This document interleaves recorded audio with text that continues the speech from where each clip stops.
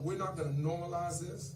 We're going to do whatever we can, not only to arrest those responsible, we're going to do whatever we can to arrest those connected in any way, who knew what may have happened or who knew what could take place. We're not going just to stop with those folks that were pulling the trigger last night. For us, it's a lot deeper than that because the impact is a lot deeper than that. The impact is beyond those who were physically injured, those who were mentally and emotionally injured, those who are working downtown, those who live downtown, those who do business and own businesses downtown. That's a problem for us. And so, see, Great Boys and I have been in talks consistently throughout the night about this issue, this incident, and we're going to leverage all the resources and all the partnerships that we have to that. So I want us just to be very clear that this is not going to be accepted here, and we're going to look at every issue that we can. We'll look at every ordinance that we can talk to the city council about. If we find some bad actors there, we're going to talk to them about that and ask for their support, which they've already agreed to give. But we're going to look at everything that we can, because this does not fit Montgomery. This is not who we are. This is not who we have been. When you have all the events going on that we had this weekend, with a lot of celebration, a lot of economic impact, a lot of goodwill and support for charities, Kiwanis Club, so many other organizations that are doing good things. It is just, to me, very problematic that it only took one or two people a few seconds to do something very stupid and very dangerous that cost the lives of two people right now and may impact many, many others moving forward. And with that, I just want to say to the families, we've been praying for you since we heard about this.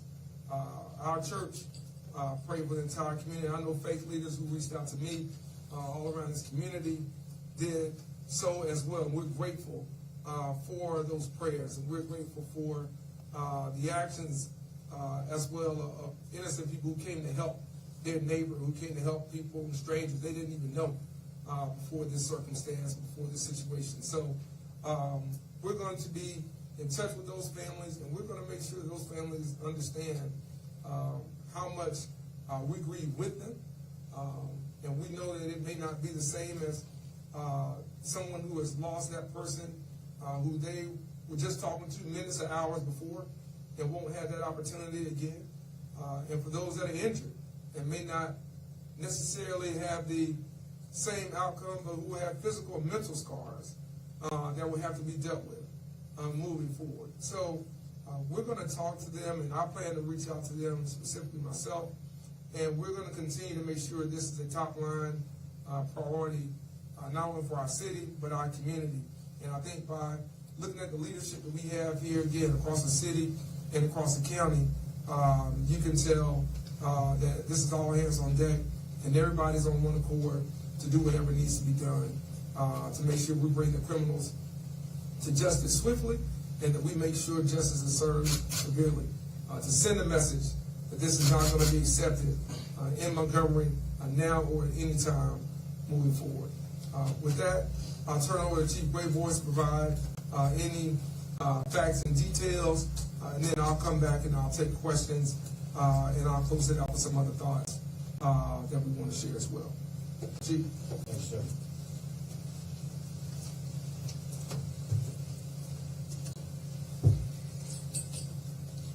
I'm collecting my thoughts right now because of how angry I am. So I'll ask your forbearance as some of that might show through.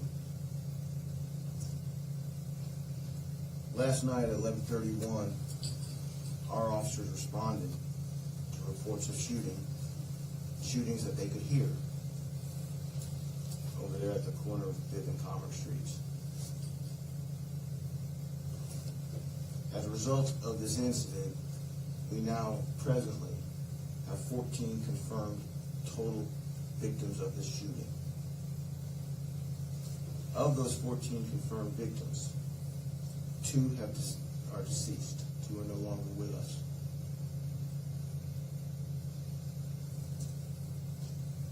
17-year-old Jeremiah Morris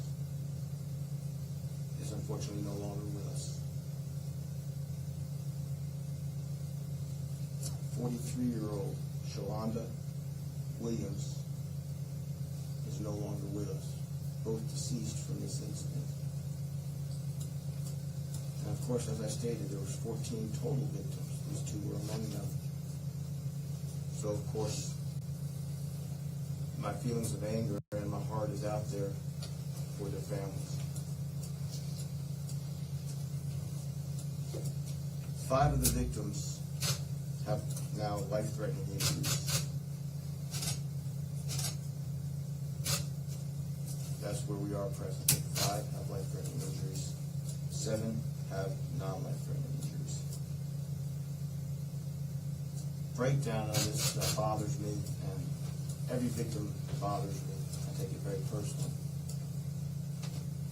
But this is of note.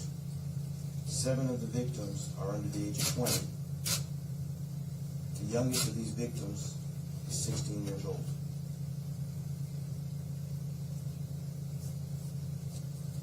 We know there are multiple calibers of ammunition used in this incident. We recovered multiple shell casings from multiple different weapons.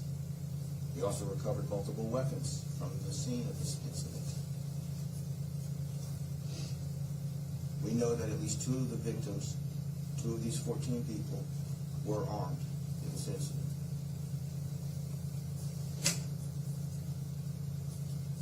This started as a result of an individual, one of these 14, who we believe was targeted, in which basically an exchange of gunfire erupted. When that exchange erupted, multiple people in the crowd, this was a crowded area, pulled their own weapons and started discharging. Now, as you can imagine, that could be a very chaotic situation, and every weapon has to be accounted for, and every piece of evidence has to be processed. Now, one thing I want to make perfectly clear, we are bringing every resource to bear. I've been in communication with multiple federal agencies, from the ATF to the FBI to the U.S. Attorney's Office. I've been in communication with U.S. Marshals. My officers have been in communication with the Alabama Fusion Center. Been in communication with Montgomery County Sheriff's Office.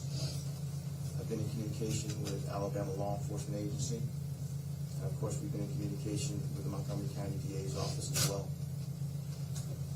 I'm making this clear because every one of these agencies stands with us and is working with us to pursue the individuals responsible.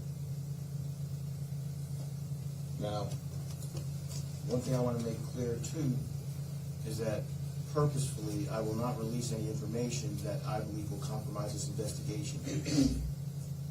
So when we do open it up, I will answer questions as well as I can, but I want people to understand this investigation we are laser focused on, and we are not going to let anything distract us from going after the individuals responsible. I've been in communication with Crime Stoppers, and one thing I want people to be aware of, if anybody has any information, you have a responsibility for this community and to help the people in this community to give that information to us. And I would ask people to call Crime Stoppers at 215-STOP. That's an area code 334. The number actually is 215-7867. They are offering a $5,000 reward to any information that leads to an arrest in this case. Now, we have been questioning multiple individuals in relation to this case as we piece this together, because we really have to reconstruct it to know exactly what took place and to make sure that appropriate charges are brought when we make the charges. But I cannot emphasize enough that we will pursue every avenue available to us and we're doing it unceaselessly. Never ceasing. All of us have been up for hours and hours and hours, and I will tell you, we are not going to stop until we get this case solved.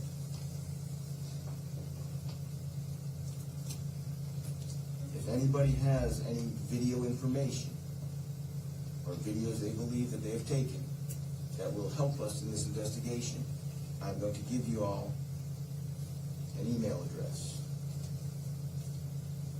It's spelled starcenter@montgomeryal.gov. Again, that is starcenter@montgomeryal.gov.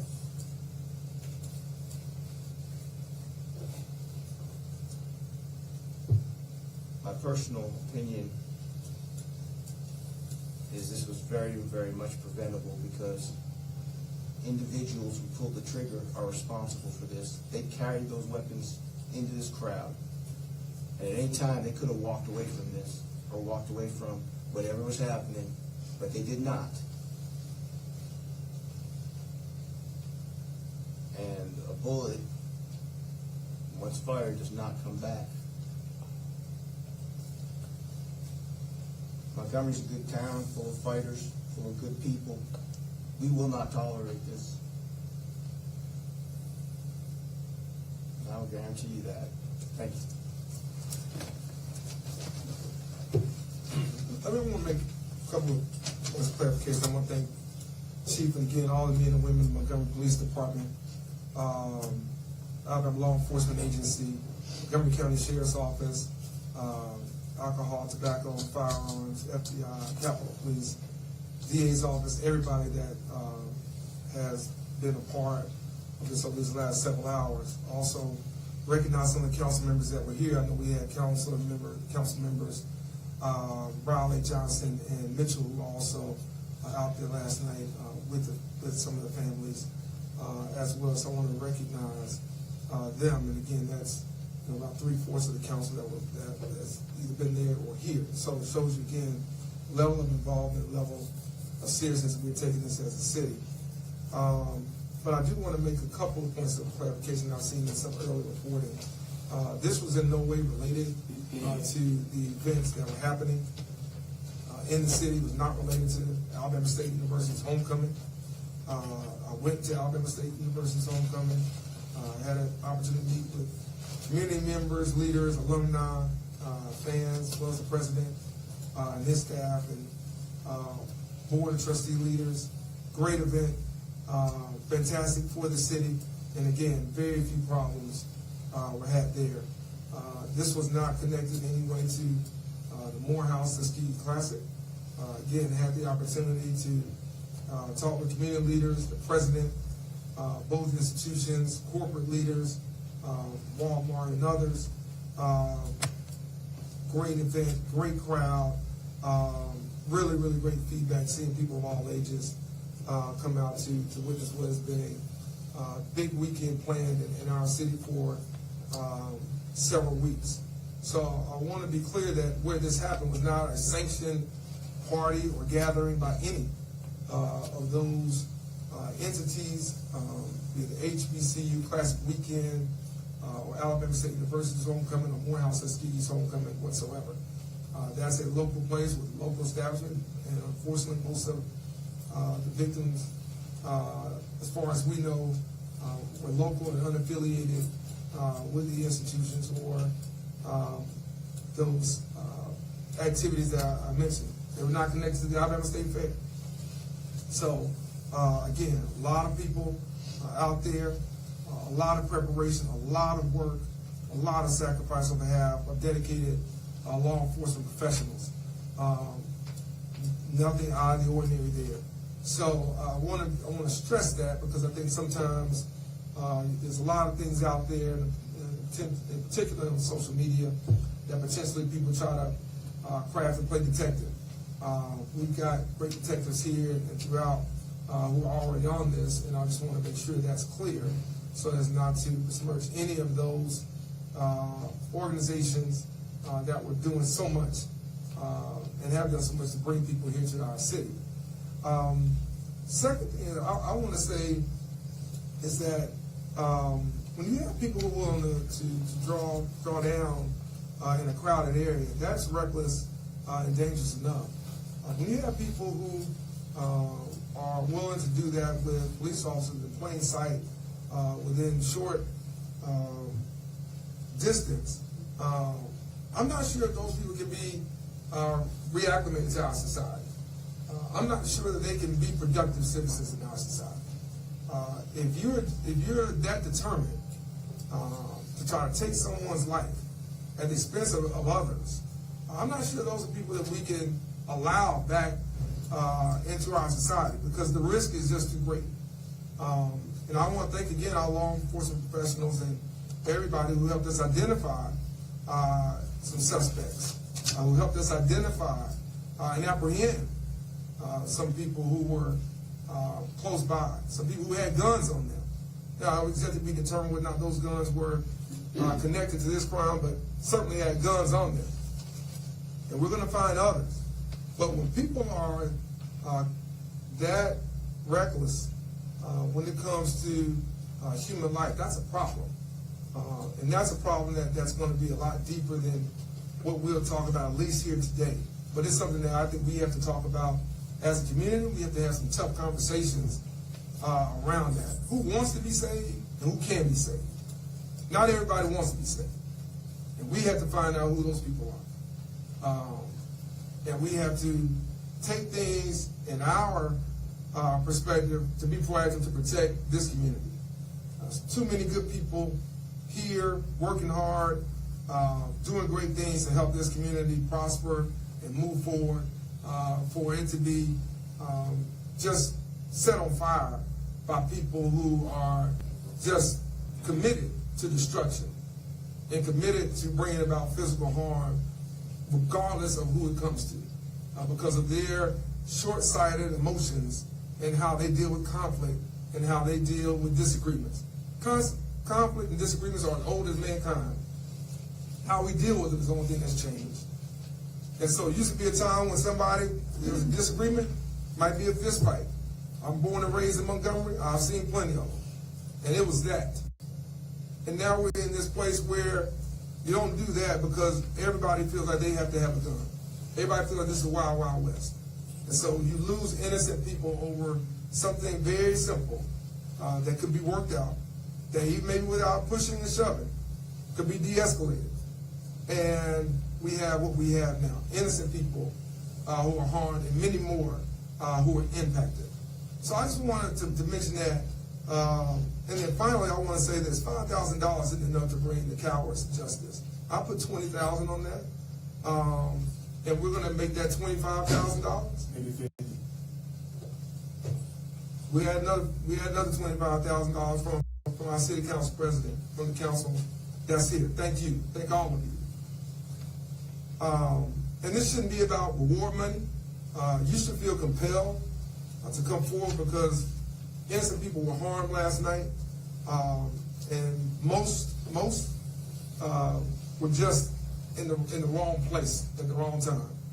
Could have been any one of us. I was just out of town the weekend before. No different. And we got to make sure that, again, we don't accept this. And so I thank our city council for just doing that. But $50,000 is what we're going to be right now.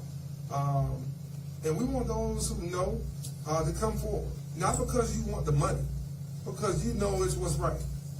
And you know it's the right thing to do for people who should not have been in this situation, that have been harmed by it. More importantly, to remove the people who were behind us. And I want to be very, very clear. We're going to see this all the way through. And if there's legislation we need to change, then we'll change legislation. If there are things we need to change in the bail and bonds laws, then we'll change the bail and bonds laws. But we're not going to just sit here and do the same thing over and over and over again. We're not going to do that. That's not fair to the victims. It's not fair to the families. It's not fair to this community.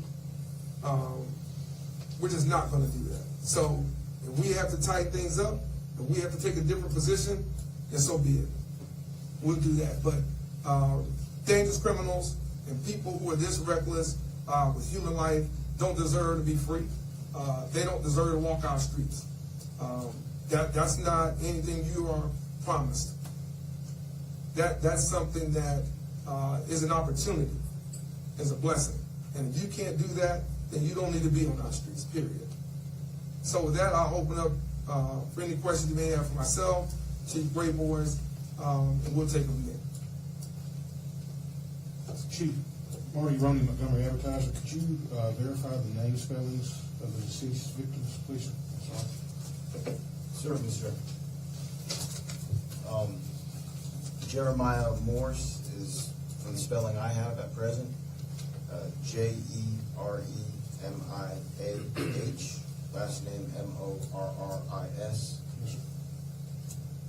And the other victim is Shalonda Williams, spelled Shalanda, last name Williams. Were they both Montgomery residents? At present, we believe so.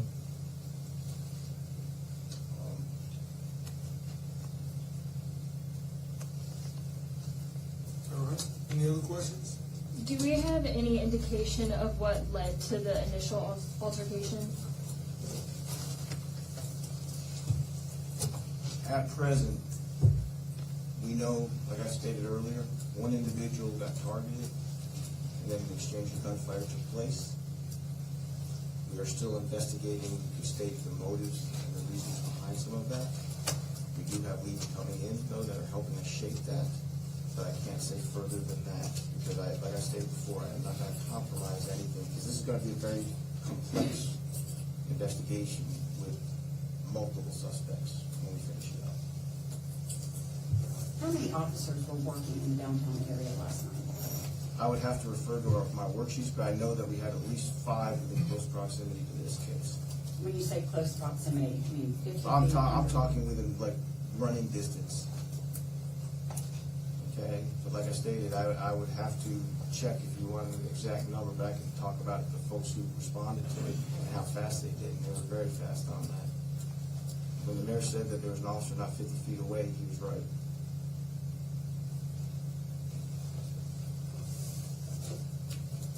I'm going to ask this question with an apology beforehand, because I know how hard y'all been working and how nerves are raw. But my editor told me to ask it. Does this mean downtown Montgomery is unsafe?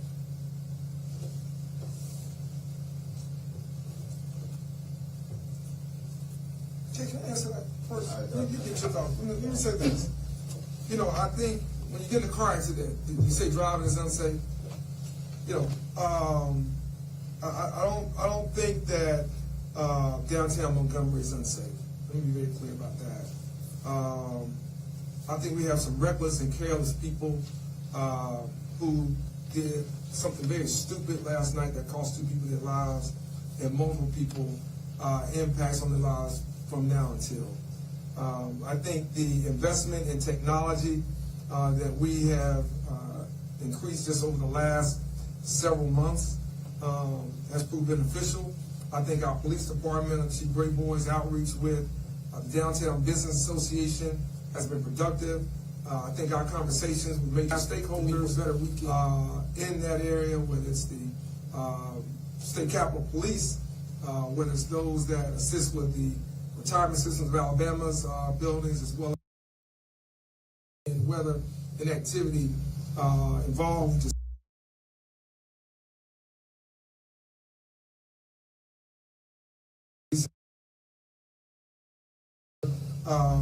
some individuals, I think that was going to happen. And what we have to do is we have to make sure that from our standpoint, we send a strong message, a direct message, that this is not acceptable. And if you do it in our city, you're going to pay a heavy price.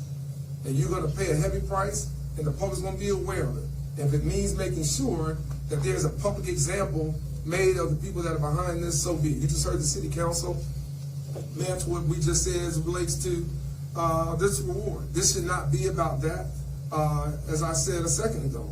But if that's what it takes to bring these people to justice, if it takes, again, us advocating to our judges, it takes advocating to our legislature about some laws that need to be changed about repeat violent offenders, even if it's just in Montgomery County, then we'll do whatever we have to do. So I don't think that's an indication on downtown. I think it's an indication on the individuals who are responsible for this. This is not about the location. This is about the people involved. And this is about the recklessness and the decisions they made that have impacted many, many other people beyond themselves. And they have to be held accountable for that. And we're going to do everything in our power to make sure they're held accountable to it and to make sure other people understand just what that accountability costs. All right? Because if you take 2 lives here and you impact as many as they have, again, it wouldn't matter if it was around the corner from my house. The same thing should apply. That you ought to have a level of respect and dignity for human life. That's what being in a civilized society demands. And if you can't be in a civilized society, you don't need to be on our streets, period. And so this is not about downtown. It's about the individuals combined. Chief Grayboyce and I talked about technology from drones to cameras leading up to this. And again, by and large, across the board, our partners in law enforcement, our community has responded very, very well. Couldn't be more proud of how this community embraced everything that was going on here, all at one time. Men and women in Montgomery Police Department, outstanding job. All of our partners in law enforcement, outstanding. And again, you got people that are from here to down this hall, and they're willing to do something. I don't know there's anything a drone or camera or any other amount of men and women are going to do. But I also think that will help us close this case very swiftly. And I think the community's partnership and the community's interest in it will help as well. We've got a lot of great feedback, a lot of officer support. And those are people who don't necessarily come downtown all the time, and they don't necessarily stay out past 9 or 10 o'clock. But they know this is their community, and they have pride in their community. They want to make sure that we don't let some people disrupt and destroy some of the things that too many people have put a lot of time and effort and energy in doing. So I want to respond to that question because, again, I think it's very, very important for us to understand when we partner with our city, when we partner with our county, and our business owners and our faith leaders and grassroots leaders here, it's to serve everybody, wherever part of town that may be. And unfortunately, sometimes people with bad intentions tend to go where innocent people are. But they have to pay a price. They have to pay a heavy price. And they have to pay it swiftly. And we need to make sure that they do that at whatever the cost. And if $50,000 doesn't get it, we'll go out and we'll get some more. But we're going to find the people who are behind this, and I promise you there will be some changes. There will be some changes because this is going to be an example for some people. We're not going to keep coming back here having these press conferences because stupid people do stupid stuff that costs people's lives. We're not going to keep doing that. If they're reckless and they're dangerous, they don't need to be on the streets. They need to be somewhere where it doesn't matter what they do, what they think about themselves, because they should not have that impact on others. And so whatever that cost is, so be it. No. To follow up on that question, is it responsible for the city of Montgomery to continue to bring thousands of people in when, even though these weren't related, it wasn't related to anything, you still had Ferris wheel right around the block from where this happened? Yeah. And we have low numbers of police officers. They're doing the best they can. I understand that. But 5 officers, you know, for an area that large, it seems like a low number. I mean, do we need to not bring events like this into the city until we have more officers? I'll let Chief get to the manpower issues. I'm not sure how many people are normally down there on that shift at that time. But no, I think the city of Montgomery, we can walk and chew gum at the same time. We're a city that, you know, really has tremendous pride in what we do. And, you know, I didn't get a chance to go out to the fair yet. I was looking forward, I am looking forward to getting out there, but I go out there every year. The thing that I'm always impressed about from the time I was growing up here is what the Kiwanis Club does for so many people, not just in our city, but in our area. And I say that because the fair is a big part of bringing in funds and revenue. That's a big operation that our police department and sheriff's department, so many folks work hard on year round. And to have that along with Alabama State University's homecoming, to have that along with, you know, having dignitaries in town for Huntington College's presidential investiture, to have that along with the Morehouse Tuskegee Classic is something that our men and women in law enforcement are trained to do. They are committed to do it. And I think for them and our partners, there's been a great amount of collaboration with our partners in law enforcement and also the community. We've had retired law enforcement officers point out things to me and tell me different things, and it's great. I've had people call and text me who are retired to talk about things they're seeing in their neighborhood, in their community, at an event. So we always have additional eyes and ears when we're doing things like this. And I think when you have the type of working relationship that's not transactional, that really is about working with Capitol Police, Alabama Law Enforcement Agency, that's also working with our federal partners, because we're in constant contact with them.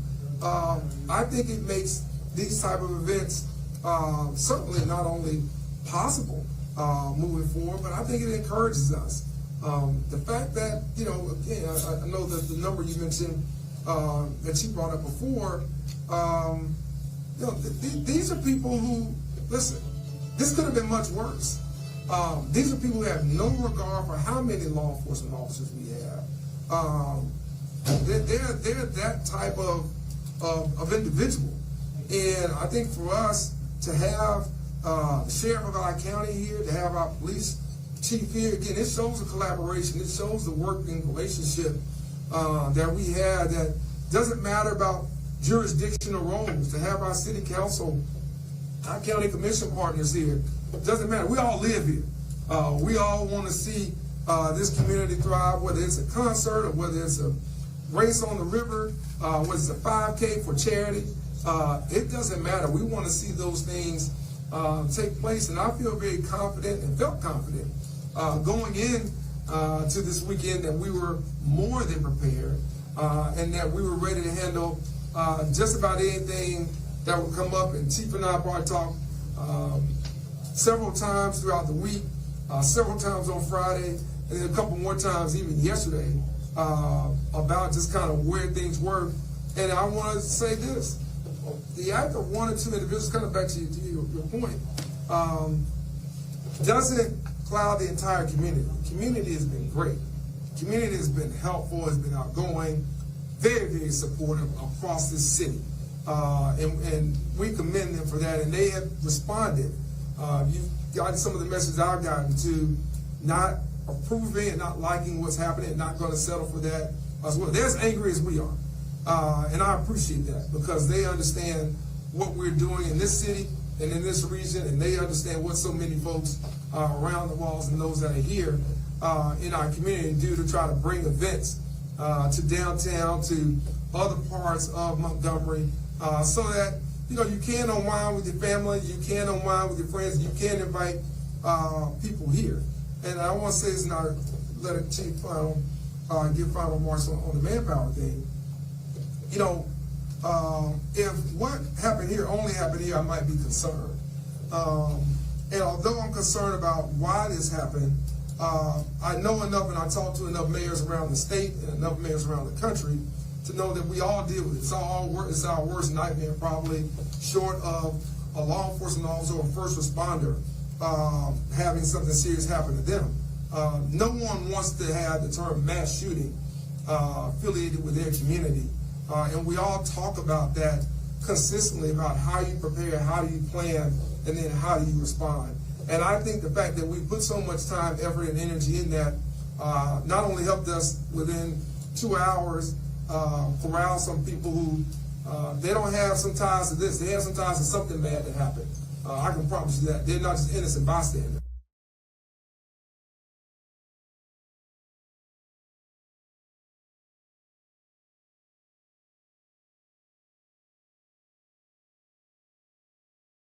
Because of that planning preparation and response. So I think we're more than capable of being able to handle events like this and others. We've done it with Buckmasters. We do it with the Salute the Veterans Bowl. We do it with concerts. We do it with other events here all the time with the help of everybody that's in this room. And I'm proud to be able to work with all of them in various capacities to get those things done. We'll continue to do that. We aren't going to let one or two bad apples spoil the bunch. We're going to find those that are rotten, and we're going to get them the hell out of here. I'd like to address something here, and I want to clarify it. When I was stating that there were 5 within, you say, walking distance, that number did not include the folks who also responded in their vehicles.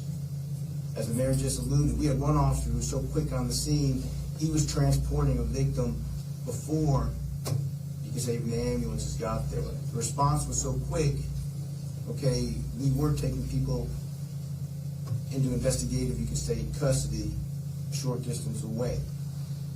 Okay, while I can't tell you how fast I got here, I know I got here pretty fast. And this response of our units and our officers, this was not a manpower issue. We had plenty of manpower. We had darn ALEA out there, ATF, other federal partners, Sheriff's Department. I mean, we had a huge response on this, and a very quick response. But something you gotta understand with these types of situations, when you know how fast a magazine can be emptied out of a handgun, an automatic handgun, that incident might have only taken less than 60 seconds. So this was an issue, and one thing I think we all have to be aware of, and I think we don't need anybody misinforming the public, this is an issue of the individuals who pull those triggers. They pull those triggers. They hurt those people.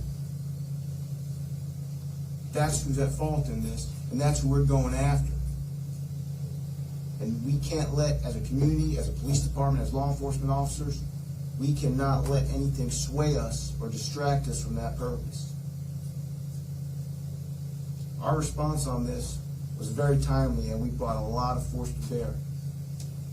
But when you have these many individuals get shot, and you have this type of crime scene, you have to do everything right. Because you only get really one chance at that prosecution. And we're going to do everything we can. And we are thankful to all of the law enforcement partners who showed up last night, who are showing up today, and who are helping us. Because we are utilizing, like I stated, every resource. And I'm proud of my detectives and the work that they are doing. I have full confidence in their abilities.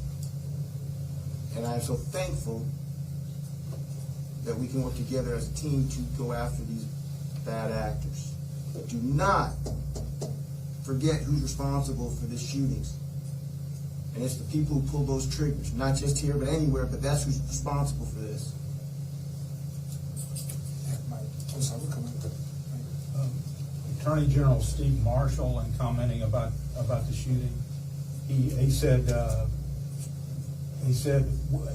don't know the exact quote, but something about he's concerned about what he called the stubborn refusal of officials in Montgomery to acknowledge there's a serious crime problem here. Mayor, do you have any response to what he said? I don't know that one could look at our record objectively and what we've done with our city council and say that there's a refusal to acknowledge crime as an issue in the city of Montgomery. I don't know a major city in the state, and I work with all the mayors in this state, that would say that crime is not an issue in their city. I think if you look at our budget, if you look at the amount of money that we have put into technology, that we have put into our first responders, that we have put into recruiting and retaining the very best and brightest in law enforcement, the type of people that we bring in, casting a wide net, bringing back part-time officers, really acclimating to Chief Greatboy's suggestions about addressing issues around manpower, talking to our sheriff about great ideas he has about cadet programs, getting people in that pipeline early, working with our community violence intervention program, funding the Office of Violence Prevention with the council's approval, working with our nonprofit leaders, faith leaders, grassroots leaders. I don't know how one could really make that statement and see what we have been doing here over the last 6 years. I think it's very easy to sit back while you're watching college football and talk about something you don't know about. If the Attorney General ever wants to talk to me about what we've been doing, I'd be more than happy to sit with him. I'll go to him and tell him exactly what we've been doing. But I don't need anybody lecturing me about crime. I've had a gun pointed in my face, and I'll never forget. And I wasn't the mayor then. And these people last night won't ever forget what happened to them. And so, I don't need that type of sideline commentary from the state's top law enforcement official. I need solutions.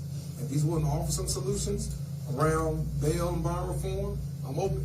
We've been talking about that for several years. He's going to offer some solutions around issues around permitless carry. I'm open. We've been talking about that for several years. So, we've done more than our part. We have engaged community partners that has helped us lower crime in this city. Over 26, 27%. And we want that number to be 100%. We're not complacent with that. We're not stubborn to the facts that people handle disagreements very poorly, which resulted in why we're here today. But to say that there's been a refusal is just a lack of awareness, lack of information or education. But I'd be more than happy to talk with him or his staff about what we've been doing and to talk about ways that we can collaborate, not only to make Montgomery safer, but to make the state of Alabama safer. Come right here. I'm sorry.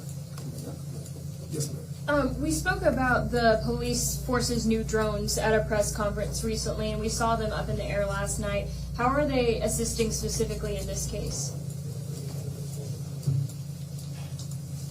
Drones can be utilized so many ways, not only just for visualizing or chasing suspects if you're in a hot pursuit. They can also be utilized to map areas, and when you map areas, it helps you better locate evidence. As I stated before, we are in the process of reconstructing everything because that is what's going to lead us to a successful prosecution. So drones are utilized in so many different ways that we were really glad to be utilizing them last night. In fact, the ones you saw were being utilized by our allies at Aaliyah because they had specialized things that they could do with us. So that's what I'm saying. We are working hand in hand with all of the other law enforcement agencies. So we are definitely going to utilize every resource we have on this. So thank you for your question. Are you able to share what types of weapons were used? I know you said there were many. While I can't give you the specifics on that, I will state that the weapons all had magazines.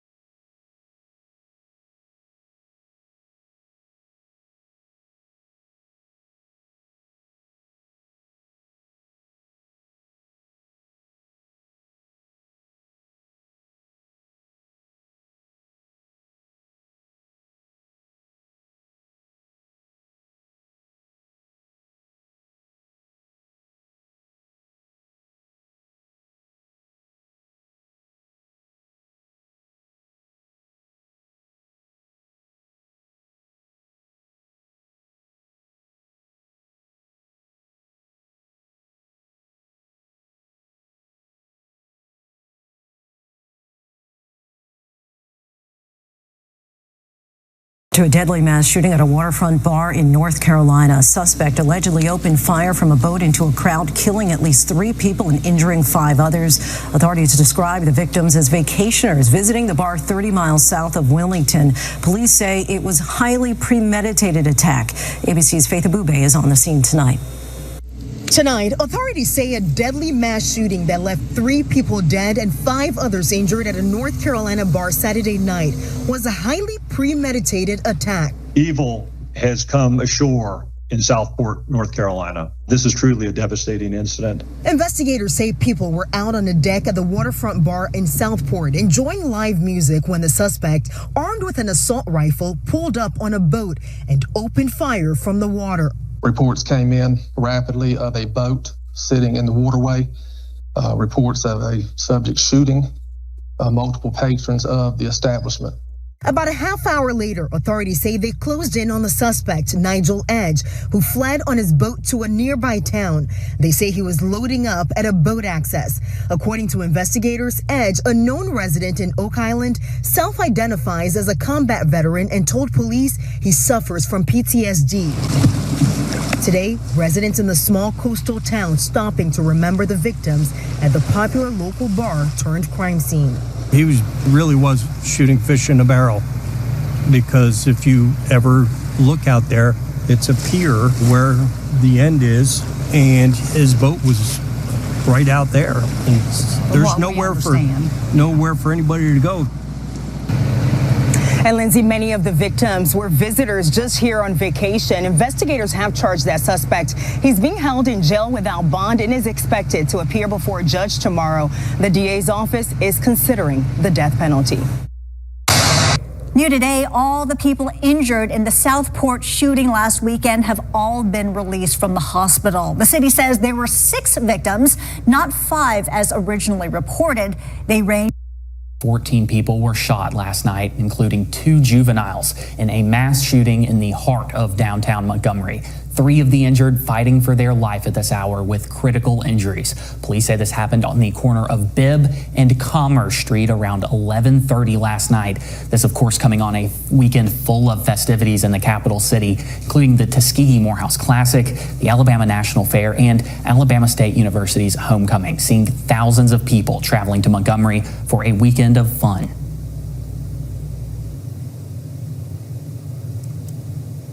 To have a heinous event like this take place prior to midnight in the busy part of our entertainment district is reckless and it's selfish. You don't care about your life, well, jump off a bridge. You don't pull out a gun and shoot in a crowd of people. Some strong words there. Now I want to bring in our Emma Ellis, who was on the scene with me overnight and joins us live on location now. Emma, the chief called this, quote, not a typical mass shooting. What did he mean by that? Well, Simon, Chief Grayboy says that this was the result of 2 groups of people shooting at each other into a crowd, but he couldn't give too many more details than that, as this investigation is still in the early stages. In fact, Montgomery Mayor Stephen Reed added that the shooting happened, quote, with police units within 50 feet of both sides. Now, this is the scene that our crew found around 1 a.m. this morning. As Simon said, he and I were on the scene, and we saw the streets littered with evidence markers. Cop cars lined the streets, dozens of them. There were purse contents spilled on the floor, and I will never forget the sound of the screams that I heard at that time. We spoke with the owner of Paradigm Lounge, which is near the scene downtown. In fact, it's right behind me. He heard gunfire and describes the chaos. I mean, I was in the office when everything happened, but I just heard a ton of shots. I mean, people started running inside of Paradigm, even in the office where I was. I mean, I can't even count how many shots it was, but it was quite a few people running. I mean, unfortunately, people laid out on the sidewalk. People trying to resuscitate. He describes a truly gruesome scene there. Chief Grayboyce adds that police have brought in people for interviews in connection with this case. It's still unclear whether any of those brought in for interviews are the suspects themselves. Mayor Stephen Reed said multiple times that when the suspects are caught, they will be made an example of. Simon? Yeah, and Emma, do we know what kind of guns were used in this shooting? Well, Simon, the chief couldn't give too many details on that at the time, but he did say that the guns had a high magazine capacity, and MPD has recovered weapons in connection to this investigation. All right, Emma Ellis right there. Thank you so much. And there will be another press conference today at noon. Units responded to a mass shooting event at the corner of Bibb and Commerce Street. We have confirmed that there are 14 victims who have been shot. Of those victims, 2 are deceased, 3 are life-threatening, and 9 are non-life-threatening at present. And as I compose myself in relation to this senseless act of violence, I'm going to state specifically that we will use every resource. We will stay up all night. We will do whatever we need to do. We will basically use every resource to charge and hold the people responsible who were involved in this offense. Now, we have our partners from ALEA working with us, and I am incredibly thankful for their support. We also have partners from ATF working with us, and I'm also thankful for that. We are using every technological resource we have. We are using every detective that we have, and every bit of evidence that we are collecting now to sort out what has been a tragic and chaotic event that took place earlier tonight. I want to say that my heart is weeping for the families. I'm also going to say that I am incredibly angry. I am so angry that I'm holding on to my composure right now, because this was not a typical mass shooting that people typically read about. This was 2 parties involved that were basically shooting at each other in the middle of a crowd. I know enough to say that right now. Now, while I am limited in some of the information that I can release, I'm releasing that because the people who did what they did, who are responsible for opening fire on each other like that, did not care about the people around them when they did it. And now we have 14 people who have been shot. 2 of them, like I stated earlier, deceased. We will not rest until we get you. Now, I will also state that we have some individuals that we are interviewing. And if it does turn out that those people being interviewed are connected, they will be charged, if the evidence supports that. And we will do everything we need to gather every bit of evidence and chase down whoever is involved. So I want to make that unequivocal.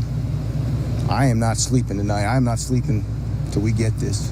My people aren't sleeping. You can see them behind me working. So I am definitely wanting the public to know that. Just want to say on behalf of the city that we're praying for the victims of this atrocity, praying for their families, their friends, praying for our city. Thousands of people have been in this city this weekend, and it only took 1 or 2 to change the entire outcome. from the state fair to other events that we had going on all around the city, with law enforcement doing a great job protecting and serving this community across multiple locations. People have to have a respect for life. They have to have a respect for the lives of others. And to have a heinous event like this take place prior to midnight in the busy part of our entertainment district is reckless and is selfish. You don't care about your life, well, jump off a bridge. You don't pull out a gun and shoot in a crowd of people. And I think what Chief said is dead on. We're going to use every resource we have to bring all those involved in this to justice. Whether it's tonight, whether it's tomorrow, whether it's next week, or whether it's next month. We won't rest because we're going to do what we can to not only make those victims feel some level of relief that those who brought this situation upon them as just being innocent folks, having a good time like thousands of others, but also for those who won't get a chance to say goodbye to their family member, to their friend, to their neighbor, their church member. It's unacceptable. It's not something that we're going to tolerate. And we're going to push the full max that we can once we capture them. And we're going to make sure that we set an example, and we set a public example of people who continue to endanger the lives of innocent people in our community. It's just not going to be accepted. It's not fair to people who are here having innocent good time. It's not fair to the business owners who invest all around the city to make the city and the region better. It's not fair to the community have to worry and think about things like this happening in the way that they did. So we're not going to accept it. We're not going to tolerate it. And we're going to do everything we can to the max to make sure that there's a public example set for those that brought this about and for those that are behind this. These are things that we cannot normalize. These are things we're not going to ever think that they just happen, because they don't have to happen. And we have to make sure that those that are witnesses to this come forward, share what they know with our police department, share what they know with our law enforcement partners, so we can bring this to closure. And we're going to continue to do everything we can to make this city safer. And we're going to continue to do everything we can to make sure that more bad guys are taken off the street, and that when they're taken off the street, they're kept behind bars, particularly those that are repeated violent offenders. We're going to continue to do that. And this is a situation that we don't ever want any community to have to deal with, much less ours. It's not what we want to be dealing with. And for those that have brought this out because of their rash behavior and because of their lack of self-control, they ought to be held accountable, and they will be.